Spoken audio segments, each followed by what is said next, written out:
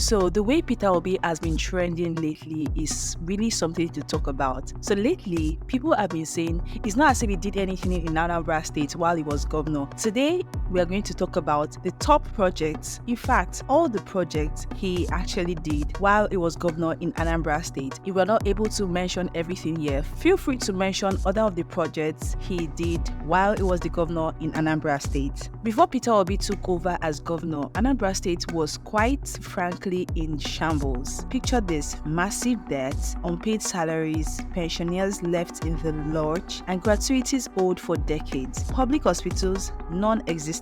Roads, a nightmare. Security, forget it. Hoodlums had practically taken over Anambra State, with robbers brazenly announcing their arrival to Onitsha residents. Yes, you heard that right. Letters to warn people before robbing them. Bank robberies and attacks on bullion vans were just another day in the life of Anambra. And the education sector, let's just say the state was trailing far behind others. Civil servants were working out of rented apartments instead of proper government offices. Things were so bad that hope was almost non-existent in Anambra State. But then, Peter Obi came into office and everything changed. Peter Obi's approach was simple yet very powerful: prudent management of resources and blocking wasteful spending by focusing on the common good of the people. He turned things around in remarkable ways. Let's break it down, one achievement at a time. 1. Revolutionizing healthcare. Peter Obi didn't just talk about improving healthcare, he made it happen straight up. He built the Chukwuemeka Odumegwu Ojukwu University Teaching Hospital, Oka, from scratch. He equipped it fully and ensured it was accredited before leaving office. It was a game changer for healthcare in the state. He also installed Anambra's first public dialysis machine at the General Hospital, Onitsha. Imagine the relief that brought to families who previously had to travel miles for treatment. 2. Water for all. Peter Obi tackled Anambra's water challenges with a clear strategy. Short-term solution: over 500 boreholes were drilled across schools and markets. Then, talking about the mid-term solution, the water treatment plant was established, and the long-term tap water systems were introduced in different parts of the state. It's safe to say that Peter Obi left no stone unturned in ensuring access to clean water. 3. Infrastructure development. When it comes to roads and bridges, Peter Obi didn't just fix potholes, he transformed the state. He dualized Zik Avenue to Agu Oka, providing a smooth commute for residents. The head bridge to Umuya was expanded into a 10-lane marvel. He built Nkwo and Obosi flyovers, the latter now serving as a bypass for Julius Berger. Over 800 kilometers of rural and urban roads were constructed, including the iconic Aguleri to Adani Road, connecting Anambra to Enugu. The next one is education at the forefront. Peter Obi believed education was the key to the future, and he tackled this belief with action. Over 1 million computers were distributed to secondary schools. Schools were equipped with 50 kVA generators, many of which are still in use today. He gave 1 million naira grants to every first-class graduate from Anambra. Mission schools received 100 million naira each as grants to improve their infrastructure. Under his leadership also, Anambra schools were revitalized and the state students began excelling in national exams. Next up, supporting the elderly and security. Peter Obi had a special place in his heart for the elderly and the vulnerable. He introduced a monthly stipend of 10,000 naira for all citizens above 80 years old. To tackle insecurity, he purchased 10 armored personnel carriers and over 1,000 vehicles from Innocent Motors. These vehicles were distributed to traditional rulers, vigilante groups, and secondary schools, ensuring better mobility and security. Peter Obi wasn't just about governance, he had a vision for economic growth. He attracted the SAB Milia Brewery to Onitsha, which is still thriving till today, with its Hero Lager beer giving competitors a run for their money. He revitalized the state economy by clearing a whopping 32 billion naira in gratuities owed since the military era. He built the Nigerian Stock Exchange in Onitsha, positioning the state as an economic hub. He also built the Anambra's first state secretariat. Before Peter Obi, government workers in Anambra operated out of rented apartments. He changed that by building the first ever Anambra State Secretariat,